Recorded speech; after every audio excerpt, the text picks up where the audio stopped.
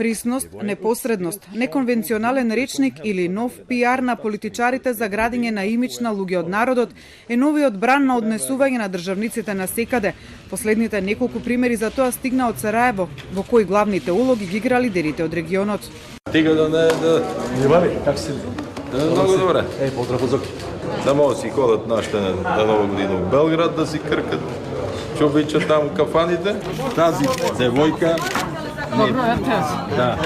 Национална телевизија. Зашто се карам со србите? Карам ли сега со вас? Не. Ваквото неформално однесување меѓу политичарите за комуникологот Јасна Бачовска-Недич е нешто што секогаш постоело, но развојот на комуникациите и новите технологии го направило тоа сега достапно до граѓаните да го следат непосредно.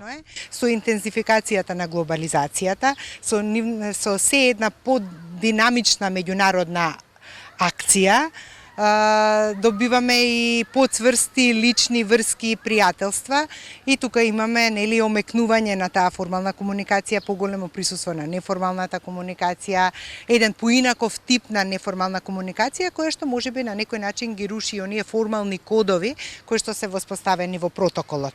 Создавање на такви блиски врски меѓу политичарите во изминатава година постојано беше потенциран од премиерот Заев за пријателството со поранешниот грчки премиер Ципрас, со кого постојано се ословуваа по име, како и министрите за надворешни работи Димитров и Годзијас. Zoran, do you know the region of Prespes? Дури генералниот секретар на НАТО, воздржаниот норвежанец, ја покажа својата непосредна страна во Скопје. Young man in his best age. Но освен создавање блискост, Бачовска наведува дека втора причина за омекнување на протоколарните правила во однесувањето на политичарите е и нивно градење на имидж. Во демократските земји се повеќе и повеќе политичарите се избираат не само врз основа на нивната идеологија, стручни и функционални знаења, туку и врз основа на нивните социјални вештини. Како тие знаат да се однесуваат нели со други луѓе, со други политичари, колеги и така натаму. Но политичарите знаат некогаш народски кажано и да претераат во присноста и непосредноста.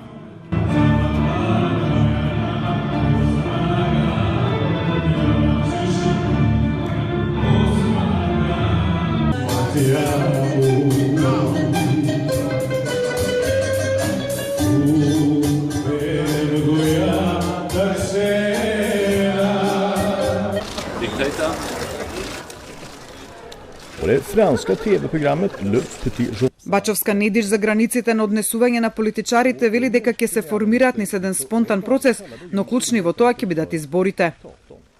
Веројатно границата ќе бидат следните избори и вкусот на граѓаните, до каде може да се оди на избори. Според неа политичарите со поширока публика, како на пример американскиот претседател Трамп, чие однесување секојдневно изненадува, може да си дозволат поголеми маневри, за разлика од помалите општества како нашето, каде генерално постои поголема непосредност со политичарите, тие не би смеле да си дозволат такви маневри во однесувањето.